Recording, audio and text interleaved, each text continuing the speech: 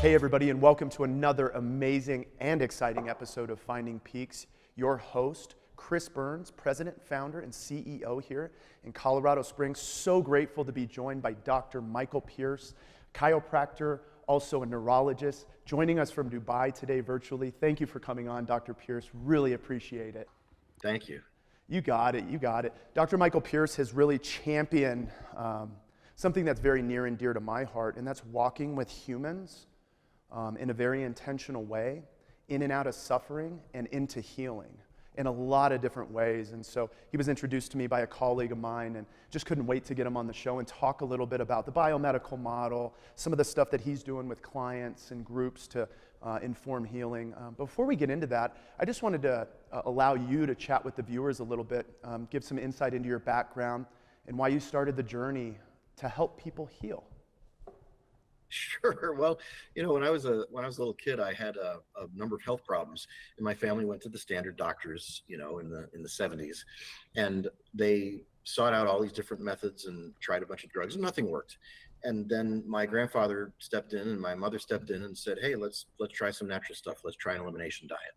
So I did an elimination diet, and I got better. And I didn't need medicine. I didn't need drugs. And then as my family grew from kind of a standard American diet, a SAD diet, we evolved into, my parents became interested in, breastfeeding and natural health, natural labor and delivery. My mom became a Leche League leader and a natural birth coach. And I grew up in that environment of lay people, women helping women solve problems. They were solving problems about milk and letdown and nursing and inability to nurse. And at that time, and even today, the hospitals would say to people on the surface, "Oh yes, we think breastfeeding is the greatest thing to do. However, if you got a little problem, we're just nudge you over here toward a bottle." And they would always do that. They would always find a reason. And La Leche League and other types of groups were able to get women to understand that there's very little reason for you to need a bottle. Most of the time you can take care of it yourself, and if you can't, a wet nurse is the best choice. Way better than formula, way better than a bottle. And I don't have to tell you about Nestle. I don't have to tell you about the boycotts. I don't have to tell you about the hundreds of thousands of people killed in Africa and Asia by that company. So that's how I got into it. And I thought I wanted to be an astronaut or a firefighter or a cop or as an athlete, and then I ended up in chiropractic, and I ended up in natural medicine because of an injury in college. So that's really my story, pretty much in a nutshell. Yeah, no, I really love that, and it blew my mind that I was talking to you about a book that I was reading, The Biology of Belief by Bruce Lipton, PhD, and you were like, "Oh, it's my professor at Stanford." At Palmer. Actually, At Palmer. Palmer. He was at Palmer in Iowa, the leading chiropractic school at the time. Yes, he's an amazing professor, returning professor, and his books are amazing. His concepts are amazing. Yeah, quite a guy. Yeah, absolutely. And with respect to what we do here at Peaks, obviously we treat all types of suffering, but most certainly mental health issues and disconnectedness and trauma. And one of the biggest things that comes up for us in our milieu with the clients that we serve, especially on the substance use side, is kind of this fight or flight response. And you have a brilliant podcast called The Human Condition that I've just loved. And we talked a little bit before the show. It's just anything and everything that ails the average American is on this podcast with a seemingly simple way through. And so I wanted to talk a little bit about it. I was drawn to that podcast in particular, and I think the viewers, with respect to Peaks Recovery, would like to hear a little bit about that. How does that work? Well, there's a couple of approaches. There's these pods of people that have been doing things since time immemorial, and they haven't talked to each other. And there's kind of probably three groups. The first one was led by Jay Gunkelman around 1972. He was a guy that was doing neurofeedback, and he said, "You know what? Let's just figure out people's EEG, and let's do neurofeedback to help with addiction, and let's see what happens with addiction." And so he did some neurofeedback, and he found that there were two general types. The groups divided into about 2/3 and 1/3 of either problems with alpha problems or problems with the anterior cingulate in the frontal part of the brain. And he did neurofeedback and largely fixed them, and then sought federal funding, almost got it, and then it was denied. And so that was the beginning of really highly successful neurofeedback treatment in that little insular silo.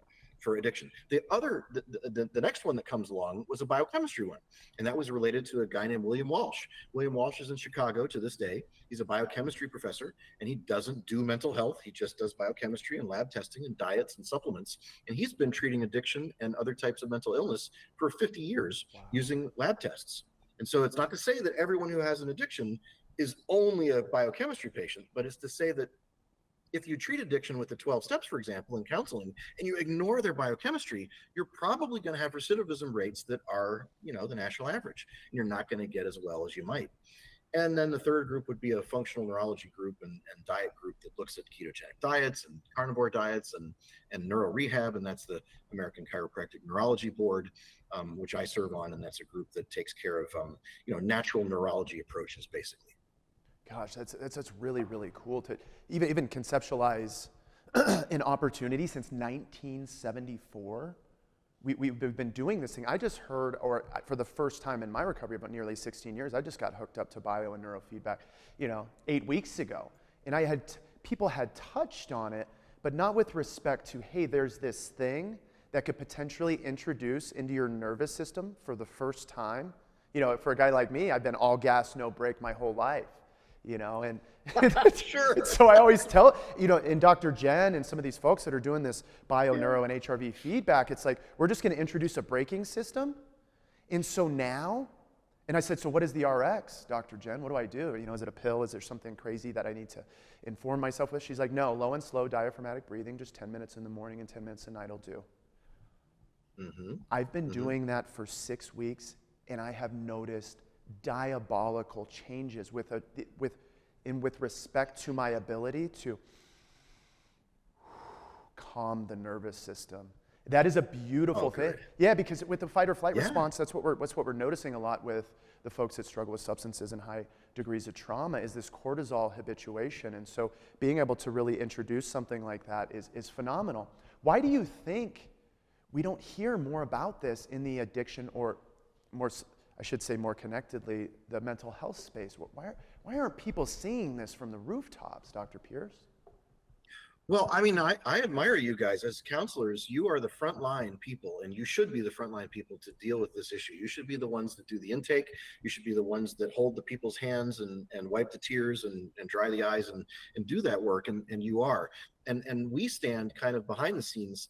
We chiropractic neurologists and people that do EEG and neurofeedback kind of stand in the sidelines to help you with the biochemical part, the lab testing, the physical examination, the digestive stuff, all that, skin disorders. How does skin have to do with it? Those are things that are out of your scope of practice. Yeah. But I think that the real reason is because we were not allowed to integrate. Originally, your profession and my profession was allowed to integrate, and we were able to do that stuff. But around 1911, there was a real push that was done that was called the Flexner Report. And the Flexner Report was a report that looked at medical schools, and it showed by an educator named Abraham Flexner, where he looked at the medical schools and said, basically, the medical schools in the United States are fraudulent, and many of them were. Many of them were diploma mills, but unfortunately, they used the fact that there was some diploma mills that were legitimately needing to be shut down in a massive coup to take over all these medical schools in the medical industrial complex. And it happened in 1911, 1912, 1913. And that was the big move that really restricted what psychologists and counselors could do in their scope of practice, what dentists could do, what naturopaths could do, and everybody except chiropractors was taken down by that. And the reason chiropractors worked was because the founders of chiropractic, the Palmers, were rich because they had radio stations. Oh, wow. They were responsible for radio stations in that time of the world. And so they were able to fund and pay for the expansion of chiropractic and keep it a separate and distinct profession. Wow. So because chiropractic stayed a separate and distinct profession, it remained immune, although we gave up the right to go to medical school and get hospital privileges and prescribe and do surgery. However, we still got full physician rights, the ability to diagnose and treat any disease, but we were tied and we could not, our hands were tied and we could not do prescriptions, drugs, and surgery. And that, I think, is the foundation of what happened to both you and me. Yeah, wow. That's an incredible amount of information that going back to 1911. And it makes a lot of sense. They're like, yeah, we'll allow the chiropractics to do their thing, but they can't inform any of this prescribing or any of this stuff we're doing the day to day. And to your point, I remember when I was growing up as a kid, And my parents would lead me to believe that, there's these chiropractors and they just kind of woo-woo stuff over here. We used to have a Dr. Jarrett in Prescott, Arizona when I first started in the field. Sometimes we would refer individuals over to him and they were like, oh, it's just Dr. Jarrett. Well, I would imagine now, I think I've mentioned this before as well, I would imagine that his books are full. And he is in alignment with where we're at today, and where I think a lot of this energy is coming is people are tired of being stuck. People are tired of being sick, and they want to find solutions. And it goes back to when I sat down with my primary care doc 15 years ago when I got into recovery, and he said, oh, you have hypertension? And I said, yeah, I do. And he said, I know why. Your dad had hypertension. And I said, yeah, my dad did have hypertension, but since he didn't ask a good follow-up question, I didn't give him a good follow-up answer. And I went on the losartan train, only to learn that there was ways to mitigate stress, introduce good nutrition, and alleviate that hypertension. Just amazing. Yeah. There was no heart disease and there was no profession of cardiology before President Eisenhower. It was caused by diet in the United States. I mean, Parkinson's disease, toxic chemical exposure. There's so many things. Smallpox, polio. These things were caused by DDT. These things were caused by chemicals in the environment. I'm not to say that there isn't other types of problems out there, but this was a large cover-up by a lot of toxins in the environment, and it was controlled by a media that was just as controlled then as it is today. Yeah. I mean, it's music to my ears. I really appreciate that insight, and I think the viewers will really, when you get to zoom out and see the timeline very clearly, you're like, whoa. It makes a lot of sense where we sit today in 2024 and why it really feels like this uphill battle that we need a mountaineering team to get up, But that's Absolutely. That's what we're doing today, is we're introducing and bringing to the table, Dr. Michael Pierce and some of these really extraordinary professionals that have been moving in the direction of healing for the multitude of their career. I noticed on your website or on the podcast that the majority of your resources for health and wellness exclude, you said it earlier, you don't prescribe medication, exclude any sort of pharmacological approach. Why? Well, the root cause of most things are usually some mechanism that does not require drugs. If a person needs drugs urgently up front, I'm okay with that, but my goal would be, as every pharmaceutical textbook in the world says, to get them off of them within 3 months. If you read every pharmaceutical textbook ever written, it says that most medications are not designed to be used for longer than 3 months. Wow. Even insulin, type 2 diabetes is completely reversible. So the concept that most people don't need medication is really a foreign one. Medicine is a genie that's been let out of a bottle, and we need to stuff it back in, because the scope of modern medicine is really small. It should be absolute horrible surgeries for terrible catastrophic car events and Sure. disfiguring industrial events where you cut off an arm or you slash something through somewhere and you need surgery and you need heroic interventions. But we've allowed the heroic interventions of medicine to invade into chronic life conditions that they have no business being in. They should stay in their lane, and they should stay in that era of very, very serious illness. In fact, I want to elbow my way into mental illness and say that most mental health crises really do not require a medical intervention. The history shows that there's a lot of ways that we can mitigate crises, mental health crises, with natural methods, and not necessarily have to beat them over the head with some kind of psychotropic drug. And I can cite all kinds of doctors that are psychiatrists, more qualified than me to talk about that, and we'll do that another time. But there are sources that are really powerful psychiatrists that are saying the same message that I got it from. Yeah, no, it's brilliant. I actually want to even reference the biology of belief, and when they talk about introducing these medications and how powerful the placebos were. And the only reason that they even got any sort of data on the side of the people that were actually taking the real medicine was because of the side effects that came before any sort of benefit.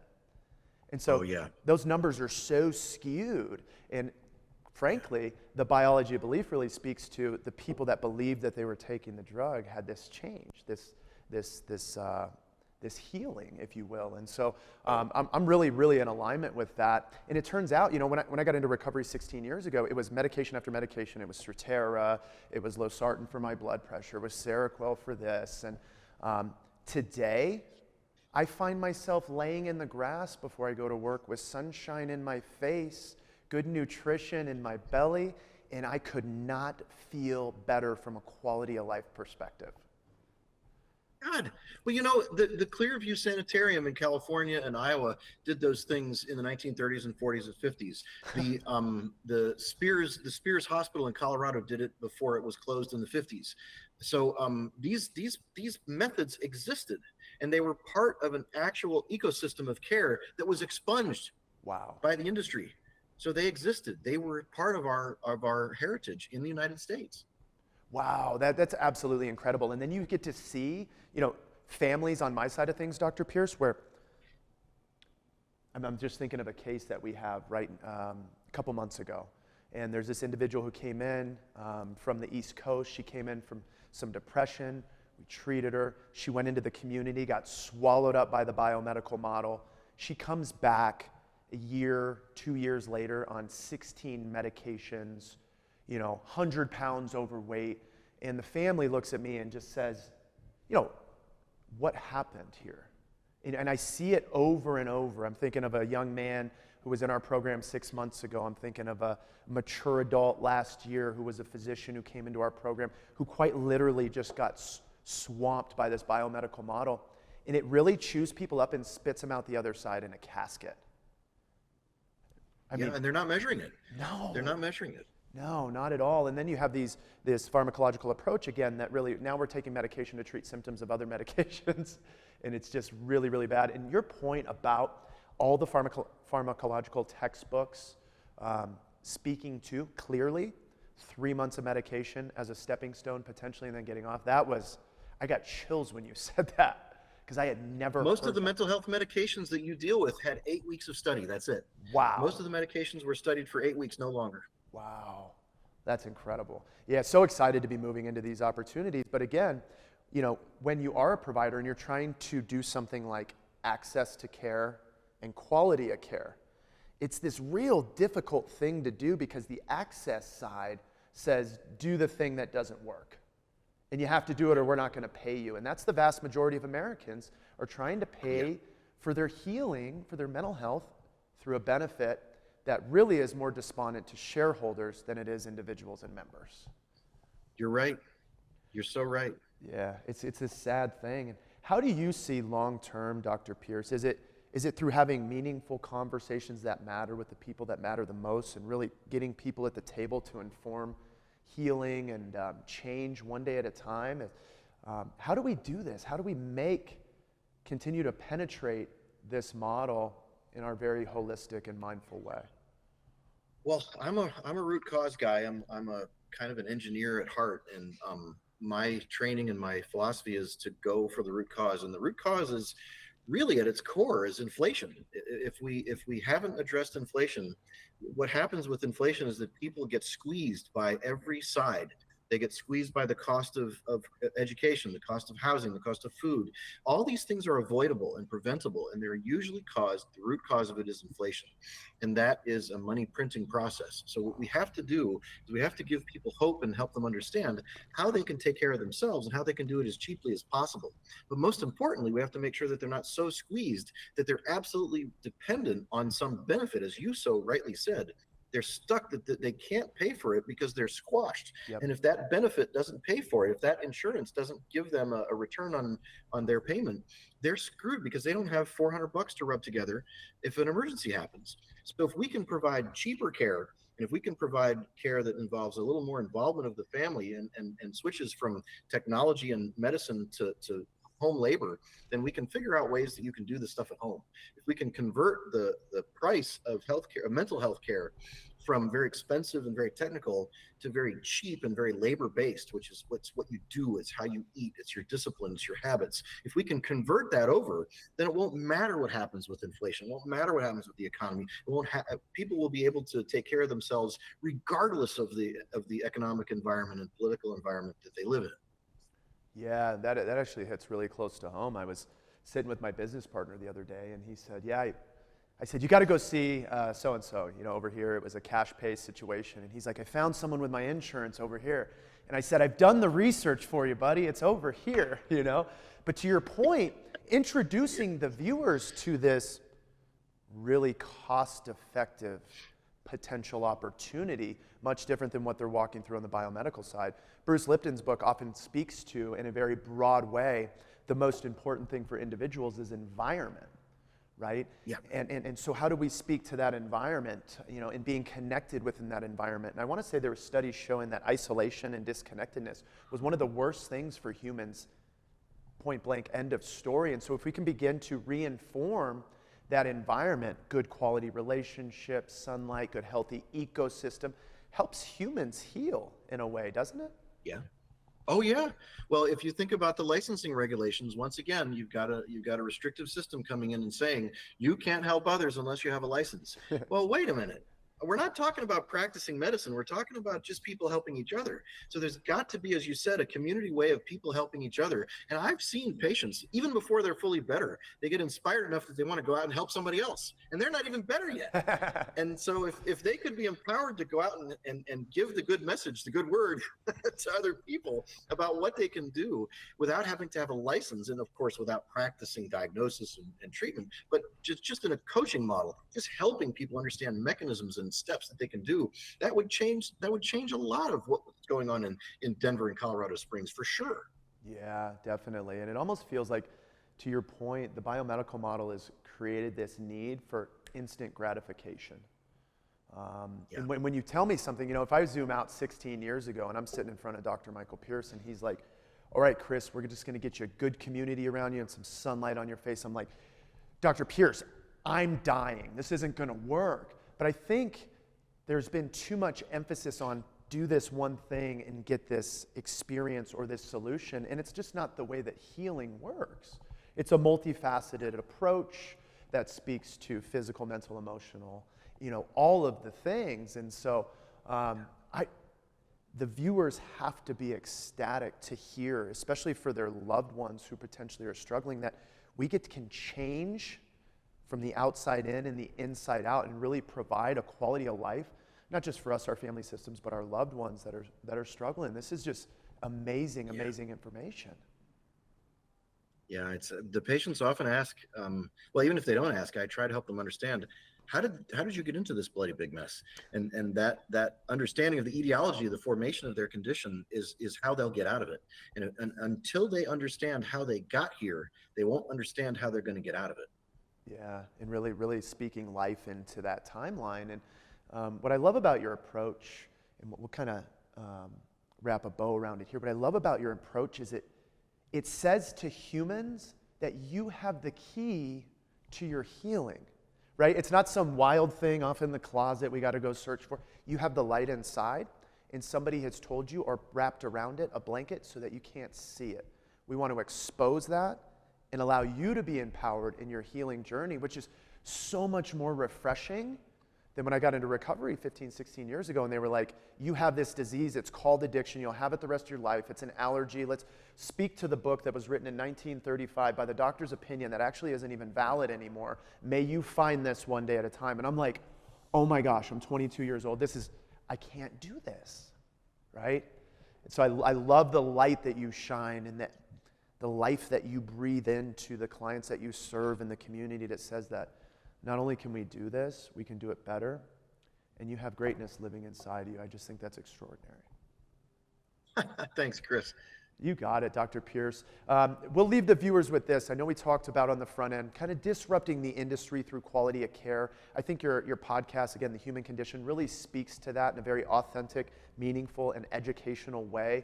Is there anything you want the viewers to know? Maybe people that are out there struggling with their mental health that have been stuck in the biomedical model. Maybe families that have spent $500,000, $1 million on treatment are coming in and saying, we give up. Yeah, when they come in, they're tapped out. And so we've got 2 free ebooks on my website that people can get for just giving their email and signing up there. There's no obligation at all, no cost at all, ever. You can get an ebook on elimination diets, which is the way to start in mental health, and another ebook on how to talk to your doctor about new diagnoses and questions that you've got. And you can get both of those instantly just by going on humanconditionlab.com. humanconditionlab.com. I love that Dr. Michael Pierce is bringing up cost-effective strategies to find healing. And then he's got 2 books on his website that are absolutely free for the viewers, and that's how you get started. Thank you so much, Dr. Pierce, for coming on today, joining us from Dubai, late evening. It's been phenomenal. I know the viewers are going to really connect with this information, and you've created a lot of hope for us today. So thank you so much, sir. Well, thank you for all your work and all you've built, Chris. Thank you. I appreciate it. Until next time, folks. Peace.